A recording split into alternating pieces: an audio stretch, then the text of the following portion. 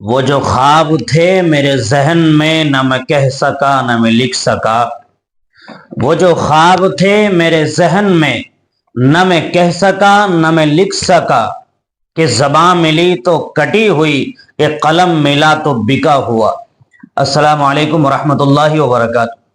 زبان اور قلم کی بات سن کر کے اور تھمنیل دیکھ کر کے آپ کچھ سمجھ گئے ہوں گے کہ میں آج کس موضوع پر اور کس ٹاپک پر بیان کرنے والا ہوں۔ بات دراصل یہ ہے کہ ہندوستان کے اندر بہت ساری گودی میڈیا کے چینل موجود ہیں اور ان کے بہت سارے بڑے بڑے پترکار بھی موجود ہیں، آپ تمام حضرات جانتے ہیں۔ گودی میڈیا کو گودی میڈیا کا نام کس لیے، کس ریزن سے، کن وجوہات سے دیا گیا ہے وہ بھی آپ تمام حضرات جانتے ہیں۔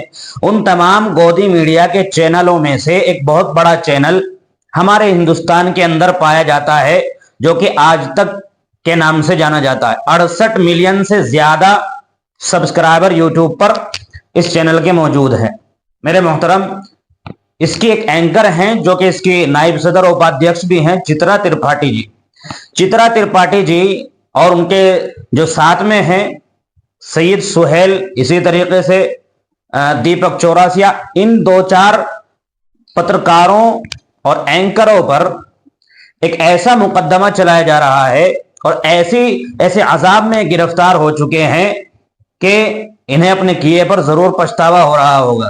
یہ جو ان پر کیس چلایا جا رہا ہے، پوکسو ایکٹ کا کیس چلایا جا رہا ہے، یعنی protection of children from sexual offences act. یعنی 2012 کے اندر ہندوستان میں ایک ایسا قانون لاگو کیا گیا کہ جو 18 سال سے کم عمر کے بچوں کو، چاہے وہ لڑکا ہو لڑکی ہو، مکمل طور سے حفاظت اور تحفظ کا حق دیتے ہیں اور اس بات کو یقینی بناتے ہیں، اور اس بات کو وہ قانون یقینی بناتا ہے کہ بچوں کے جو سیکسول ان کی خبریں ہیں یا ان کا سیکسول جو ہے ان کی حق تلفی ہے یا ان کا بائیکاٹ ہے یا ان کے اوپر ظلم و ستم ہے، اگر ایسے جو ہے کرائم اور ایسے اپرادھ، ایسے جرم پائے جاتے ہیں تو ان کے خلاف سخت سزا کا پراودھان اس قانون کے اندر موجود ہے۔ یہاں تک کہ پھانسی کی سزا کا بھی پراودھان اس قانون کے اندر اور اس پوکسو ایکٹ کے اندر موجود ہے۔ چترا ترپاٹھی نے یہی کیا تھا، آسارام سے ایک بچی کا لنک جوڑ دیا اور یہ کہا کہ اس بچی کا جو ہے آسارام نے ریپ کیا ہے، اور اس کی پورنوگرافی، اس کی جو ہے اردنگن ویڈیو، بغیر کپڑوں کے بے حیائی والی ویڈیو اس کی جو ہے چلائی اور اپنے چینل پر خوب سرخیاں، خوب ٹی آر پی، خوب ریچ بٹوری۔ میرے محترم، یہ وہی چترا ترپاٹھی ہے اور یہ وہی گودی میڈیا کے اینکر ہیں جو کبھی تبلیغی جماعت پر بھوکتے ہوئے نظر آتے ہیں، کبھی دارالعلوم پر بھوکتے ہوئے نظر آتے ہیں، ندوۃ العلماء پر بھوکتے ہوئے نظر آتے ہیں۔ سنبھل کا واقعہ چل رہا ہے، اس پر یہ اپنی جو ہے دشمنی نکالنے میں کسی قسم کی کسر نہیں چھوڑ رہے ہیں، اور چاٹو کاریتا جسے کہا جاتا ہے اس کا پورا پورا حق ادا کر رہے ہیں۔ بالکل ایماندار ہیں اپنے کام میں، جس کام کی انہوں نے پیسے لے رکھے ہیں اس کام کو پوری ایمانداری کے ساتھ کر رہے ہیں۔ اتنے ایماندار پترکار ہیں۔ ظالموں، تمہیں جو ہے مظلوموں کی بددعا لگی ہے۔ یہ وہی چترا ترپاٹھی ہے جس نے تبلیغی جماعت میں کورونا وائرس کے زمانے میں اور لاک ڈاؤن کے زمانے میں کتنی زبانیں کھولی تھی اور کیسی کیسی خبریں دی تھی۔ آپ نے سنی ہے بھوپال کی اجتماع کی خبر؟ آج سے 2-3 دن پہلے بھوپال کے اندر اجتماع ہوا، دعا ہو گئی۔